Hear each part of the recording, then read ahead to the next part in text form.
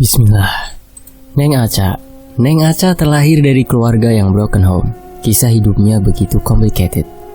Dia terpaksa putus sekolah untuk membantu perekonomian keluarga, karena dialah tulang punggung keluarga sesungguhnya. Neng Aca yang masih remaja harus memikul beban masa depan adik-adiknya. Makan mereka sehari-hari juga merupakan tanggung jawab Neng Aca. Apapun pekerjaannya, Neng Aca ambil. Tidak mengenal kata halal ataupun haram, tetap diambil. Sebab itu tadi, bebannya terlalu berat sehingga tidak bisa membuatnya berpikir waras waktu itu. Ketika sang ibu berkata, "Cak, beras udah habis," atau "Kak, besok disuruh melunasi SPP," tandanya Neng Aca harus melangkah dan mengencangkan perutnya agar bisa mencukupi kebutuhan keluarga, tanpa dia pikirkan kebahagiaan dirinya sendiri. Apapun pekerjaan sepertinya sudah hampir Neng Aca lakoni.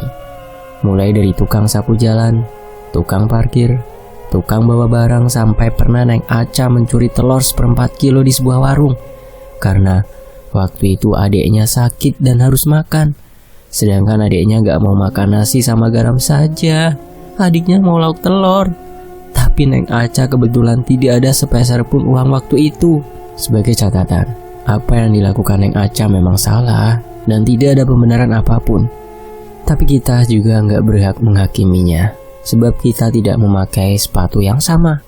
Jadi cukup menjadi penyimak dan bisa ambil hikmahnya. Dan hingga akhirnya Neng Aca keterima kerja di sebuah perusahaan penyalur tenaga kerja, dan dia melamar dengan ijazah SMP. Lalu, di perusahaan itu dia bekerja sebagai cleaning service dan diletakkan di salah satu rumah sakit yang berada di kota Surabaya.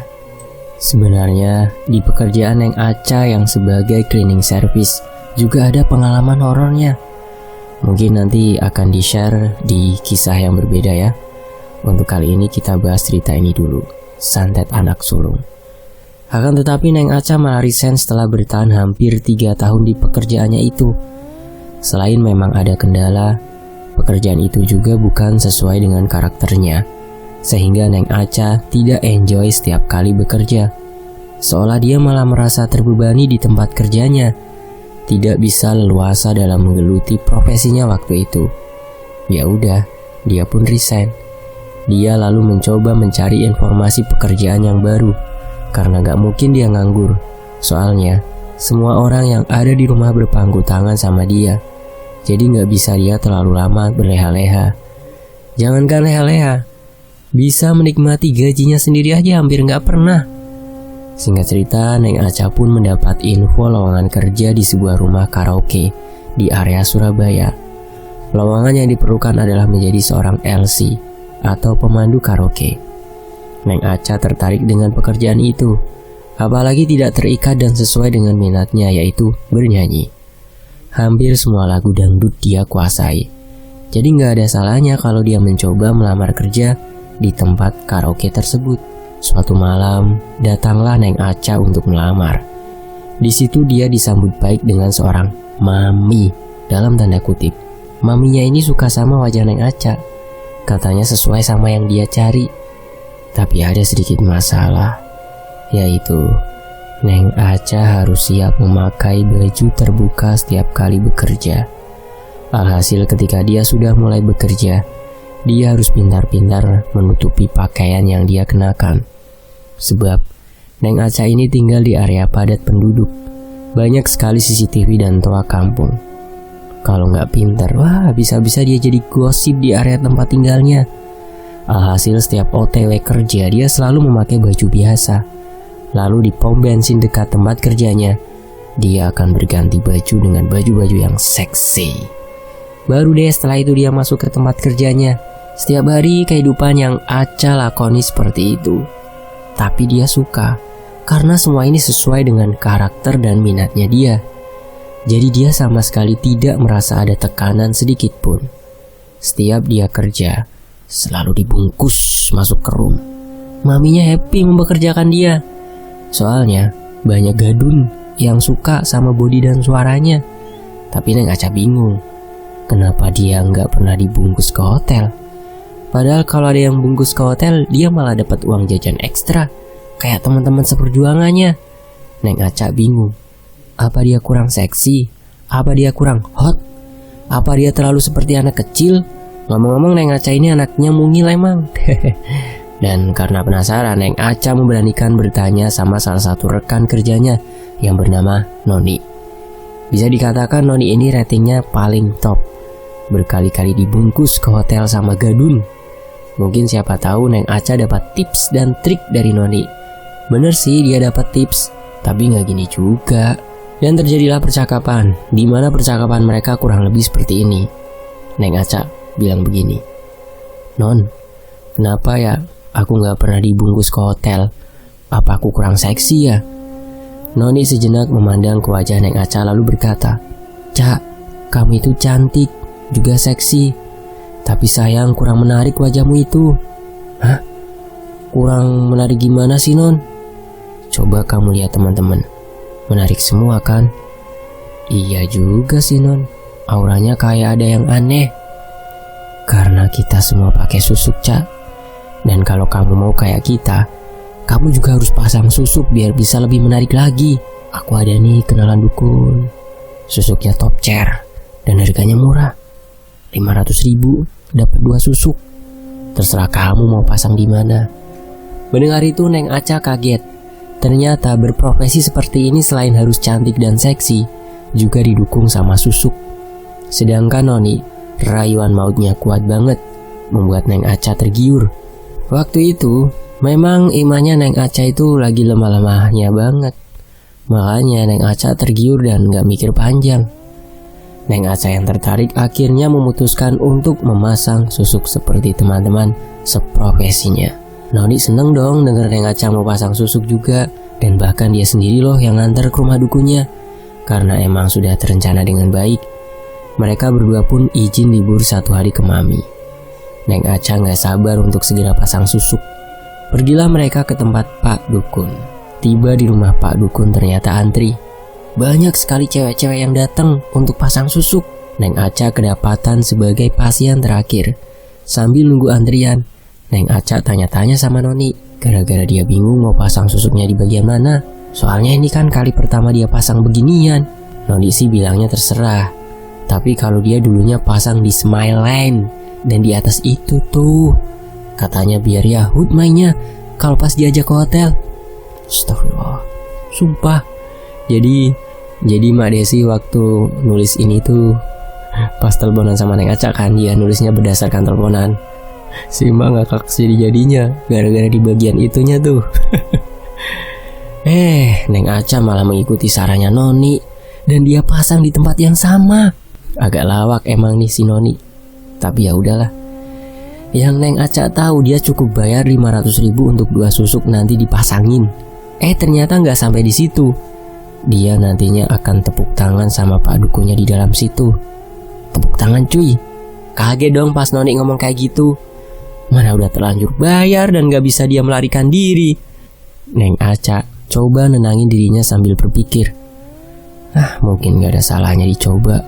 Sekalian belajar melayani Gadun. Karena umur dukunya 11-12 sama Gadun yang tiap hari dia temui. Kayak semacam simulator aja ya.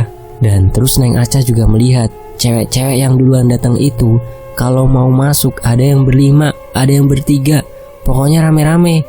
Pas giliran dia, lah kok dia malah masuk sendiri. Mau gak mau dia harus melayani dukun itu sendiri. Yang jadi pertanyaan dari tim penulis emak adalah, apakah itu dukunnya juga disusuk biar kuat? Soalnya kan itu banyak banget pasien yang datang loh. Ya udahlah Neng Aca jabanin aja semua itu sampai dia kelar, baru pulang. Dan besoknya dia berangkat kerja. Ternyata itu susuk manjur. Baru hari pertama pakai, langsung ada yang bungkus ke hotel. Neng Aca seneng dong. Akhirnya dia dapat uang ekstra juga. Semakin lama Neng Aca ketagihan tuh pegang duit banyak. Dari pekerjaannya ini, kehidupan dia jadi berputar 180 derajat. Semua hutangnya terbayar lunas, membuat dia menjadi primadona di tempat kerja. Awalnya ada perselisihan sama rekan seprofesinya, tapi maminya selalu membela dia. Dia semacam dianak emaskan. Suatu hari dia kedatangan beberapa tamu. Di antara tamu-tamu itu, ada satu orang pria yang memikat hatinya. Kita sebut saja dengan nama Ayahanda. Tanpa disangka-sangka, Ayahanda langsung membungkus Neng Aca ke hotel. Padahal teman-teman Ayahanda masih di room. Neng Aca seneng-seneng aja saat dibawa ke hotel sama Ayahanda. Saat mereka selesai tepuk tangan, Ayahanda ini cerita tentang rumah tangganya sama Neng Aca. Mendengar itu, Neng Aca malah seneng karena dia merasa punya celah untuk masuk ke kehidupan laki-laki itu. Di mana laki-laki itu mengeluh istrinya kini sudah tidak menarik lagi. Laki-laki itu bosan dengan keadaan rumah tangganya. Makanya dia lebih sering spend money ke tempat karaoke seperti ini. Ditambah, laki-laki itu berkata begini ke Neng Aca. Saya pertama kali lihat kamu, saya jatuh cinta. Kamu idaman saya. Sebagai seorang perempuan, Neng Aca kelepek-kelepek dong. Ditambah pada dasarnya Neng Aca suka sama laki-laki itu. Alhasil terjadilah perselingkuhan antara laki-laki itu dan Neng Aca. Hubungan mereka makin lama makin intens, sampai mereka memutuskan untuk nikah siri di belakang istri sah laki-laki itu. Lalu mereka ngontrak di sebuah rumah kontrakan yang lokasinya enggak jauh dari tempat kerja Neng Aca. Setiap hari, laki-laki itu tinggal serumah sama Neng Aca, meninggalkan keluarganya yang udah menemani dia dari bukan siapa-siapa, mengabaikan istri dan 3 anaknya hanya demi Neng Aca. Seiring bertambahnya hari, Neng Aca nggak sadar akan posisinya, membuatnya semakin tamak, ingin menguasai apa yang pernah diperoleh sama laki-laki itu, termasuk sebuah rumah yang ditempati istri sah dan anak-anak laki-laki itu. Neng Aca kepingin rumah itu jadi miliknya. Dia terus memaksa laki-laki itu, tapi dia awalnya menolak. Dia biarkan rumah itu ditempati istri dan anak-anaknya saja. Laki-laki itu berjanji akan membelikan Neng Aca rumah. Tapi Neng Aca nggak mau dan terus memaksa. Puncaknya, lelaki itu pun pulang ke rumah istri sah. Bukannya memperbaiki hubungan rumah tangganya dengan sang istri, laki-laki itu malah mengusir istri dan ketiga anaknya dari rumah itu. Hal itu yang semakin membuat dendam di hati anak pertama laki-laki itu makin membara. Dendamnya sebagai istri siri bapaknya ini semakin besar. Anak sulung Ayahanda langsung mencari info seputar Neng Aca, hingga dia mendapat info dari seseorang kalau Neng Aca bekerja di sebuah karaoke. Disamperinlah ke tempat karaoke karena anak Ayahanda ingin tahu istri-istri ayahnya ini seperti apa, sampai bisa membuat hancur kehidupan keluarganya yang aslinya harmonis-harmonis saja, nggak ada apa-apa. Dan pas di tempat karaoke, anak Ayahanda itu malah bertemu sama Noni. Kesempatan emas buat anaknya itu untuk bertanya-tanya tentang Neng Aca kepada Noni. Tanpa dosa apapun, Noni ceritakan semua seluk-beluk Neng Aca yang dia ketahui, termasuk saat Neng Aca pasang susuk. Seolah-olah Noni ini gak curiga sama sekali sama lawan bicaranya ini, juga gak mikirin privasi temannya sendiri. Padahal mereka berdua kan gak ada masalah apa-apa. Dan dari informasi itulah, anak sulung Ayahanda tersebut mengantongi informasi seputar Neng Aca. Lalu, si anak sulungnya itu mendatangi seorang dukun untuk mengguna-guna Neng Aca.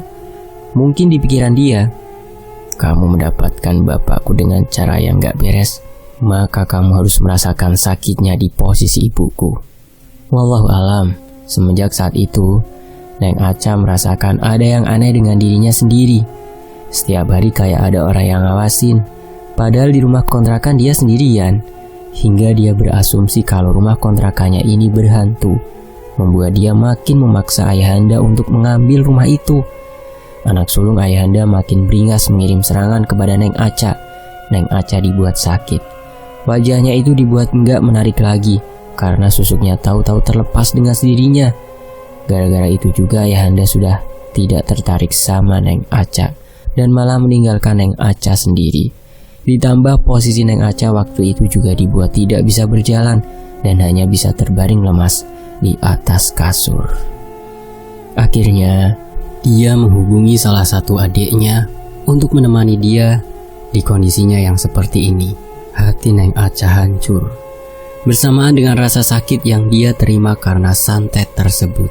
Beruntung adiknya Neng Aca ini punya teman yang bapaknya seorang ustadz, bisa menyembuhkan hal-hal seperti ini. Neng Aca lalu meminta tolong untuk dipanggilkan beliau. Siapa tahu bisa membantu mengobatinya. Singkat cerita, teman adiknya dan bapaknya datang.